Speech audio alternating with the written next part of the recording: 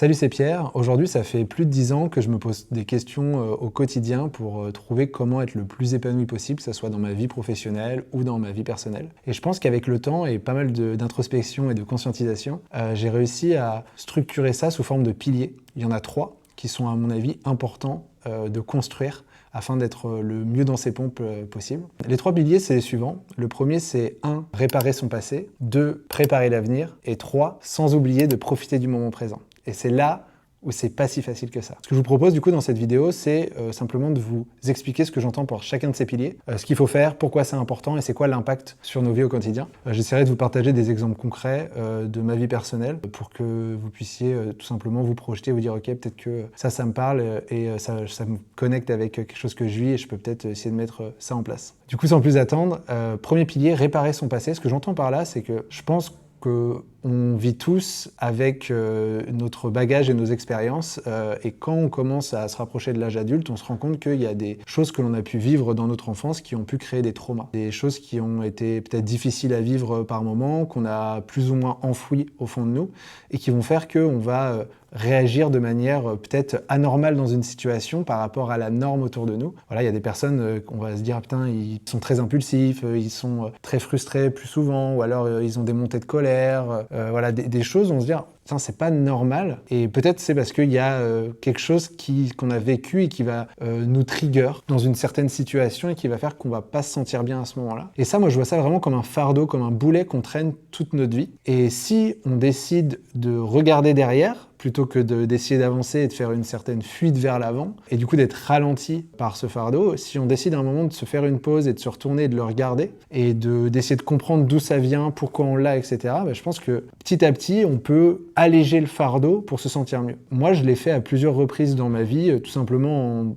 en allant chercher de l'aide, par exemple en allant voir un psychologue, un thérapeute, en allant creuser mon histoire personnelle, en comprenant mieux qui je suis, ce que j'ai vécu, et quel est l'impact sur qui je suis aujourd'hui. Et donc je pense qu'il y a 2 choses qui peuvent être intéressantes de faire, c'est 1, de comprendre qui on est et pourquoi est-ce qu'on réagit comme ça. Et donc ça, comme je disais, un psy, c'est génial pour pouvoir aller creuser. Et le deuxième, c'est de passer à l'action. Et donc ça, on est plus ou moins à l'aise avec le fait d'agir. Moi, je sais qu'il y a certains sujets où j'étais hyper à l'aise de passer à l'action et d'autres beaucoup moins. Et donc là, c'est là où ça peut être intéressant de se faire accompagner par un coach, un spécialiste qui va nous aider à créer le plan d'action pour mettre en place des choses. Dans les choses que j'ai fait qui étaient assez impactantes, j'ai fait ce qui s'appelle une anamnèse. C'est le fait de prendre un tableau avec les années depuis ma naissance jusqu'à aujourd'hui et de m'asseoir 1h30, 2h avec chacun de mes parents et de leur demander de me raconter ce qu'ils se souviennent de chacune des années de ma vie. Et ça m'a permis de retracer mon histoire de manière chronologique, pas à travers mes yeux, mais à travers leurs yeux. Et donc du coup, de beaucoup mieux comprendre certaines choses et du coup de réécrire la manière dont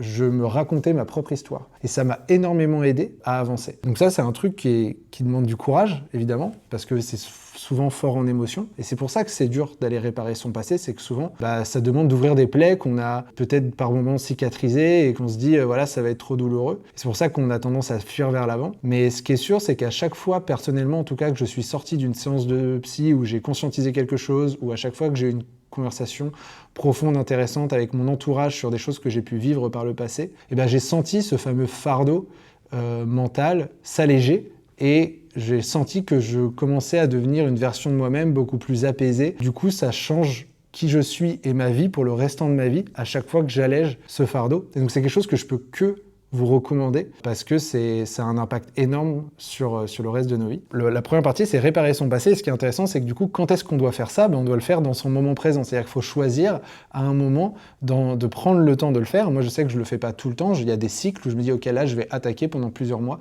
peut-être ce sujet et je vais essayer de m'améliorer ou de mieux comprendre ça parce que c'est lourd en émotion. C'est quand même des choses qui sont chargées. Je le fais pas en continu, mais je le fais par cycle et ça me permet à chaque fois d'alléger et puis après de pouvoir avancer. Le deuxième point, c'était préparer son avenir. Et ça, c'est un truc qui est hyper important à mes yeux, puisque, en fait, je pense que si on prépare pas l'avenir, on se retrouve dans une situation, plus tard, où on se sent bloqué, où on sent qu'on n'a pas le choix, parce que tout simplement, on n'a pas anticipé. Du coup, juste avant d'approfondir sur le sujet, j'ai envie de prendre 1 minute pour vous présenter mon sponsor qui fait totalement sens avec le thème de préparer l'avenir. Moi, quand je me suis lancé en Indé, je savais pas exactement à quoi allait ressembler ma retraite, et du coup, j'ai choisi d'ouvrir un plan d'épargne éthique qui s'appelle Caravelle, et du coup, ça m'a permis simplement d'ouvrir un compte en ligne sur lequel j'ai déposé 1 1 000 €, puis un virement automatique de 300 € par mois. Donc comme ça, j'ai pas trop besoin d'y penser. J'ai mon épargne qui se crée au fur et à mesure que les années passent. Cet argent, il est investi dans la transition écologique, donc ça c'est important pour mes valeurs. Donc tout ce qui est énergie fossile est complètement mis de côté, et donc mon argent travaille pour créer un monde un peu plus cool. Et puis l'autre point qui est assez intéressant, c'est que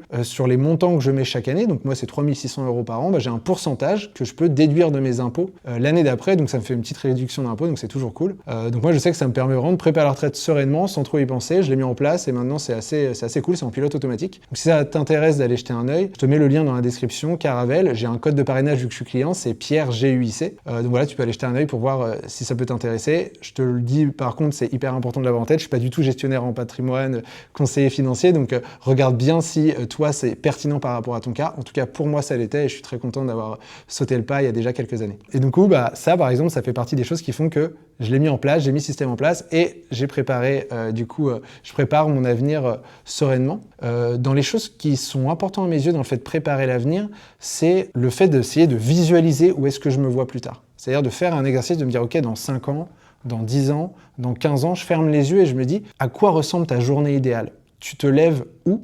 À quelle heure? Il y a qui à côté de toi dans le lit? Tu fais quoi le matin? Tu partages ton temps avec qui? C'est quoi les tâches sur lesquelles tu travailles? Et du coup, de vraiment prendre le temps de faire cet exercice de projection me permet de me créer un avenir positif, désirable, qui me donne envie. Et du coup, ça donne du sens aussi à mes actions d'aujourd'hui pour essayer de créer une cohérence entre ce que je fais aujourd'hui et ce que ça m'amène plus tard vers la vie aussi que j'ai envie d'avoir. 2, j'essaye d'écouter mes signaux faibles. C'est-à-dire que dès maintenant, je vis des choses et je ressens que y a des choses qui me plaisent un peu moins que d'autres, que en fait potentiellement aussi je vais avoir besoin, je sais pas, par exemple si je fonde une famille, je vais avoir besoin peut-être d'un peu plus de ressources financières, ou alors je vais avoir besoin de changer de rythme à certains moments pour pouvoir m'adapter à d'autres priorités. Je prends le temps d'anticiper, d'écouter mes signaux faibles pour me dire ok, peut-être dans 1 an, dans 2 ans, dans 5 ans, c'est à ça que je veux que ma vie ressemble, j'aurai ces besoins-là, mes priorités vont changer, donc dès maintenant, je mets en place des choses qui vont me permettre d'être à l'aise et dans les bonnes conditions le jour où ça arrive,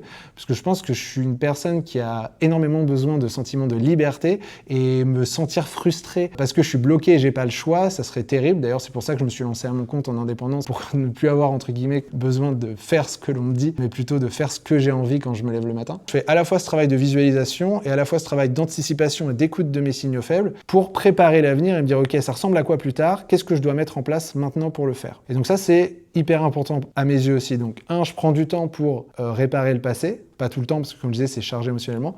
Je prépare l'avenir, j'ai en tête avec clarté là où je veux aller et du coup ça demande quoi pour y arriver. Et du coup le troisième pilier qui arrive, c'est le fait de profiter du moment présent, parce que c'est ça qui est contre-intuitif, c'est que quand est-ce que je bosse sur mon passé, par exemple ça peut être aujourd'hui, quand est-ce que je prépare l'avenir, c'est aujourd'hui. Le sujet, c'est que si je passe mon temps à vivre dans le passé et je passe mon temps à préparer l'avenir, je suis jamais pleinement présent dans le moment présent. Et donc ça, c'est un truc qui est hyper important aussi, c'est que si je passe trop de temps à préparer l'avenir, je vais rentrer dans ce dicton, on dit genre « I'll be happy when ». Vous savez, je serai heureux quand j'aurai ça, je serai heureux quand j'aurai ça. Ça, je pense, c'est une énorme connerie. Donc en fait, ce que j'essaye de faire, c'est de m'assurer que je ressens énormément de gratitude pour la situation dans laquelle je suis maintenant.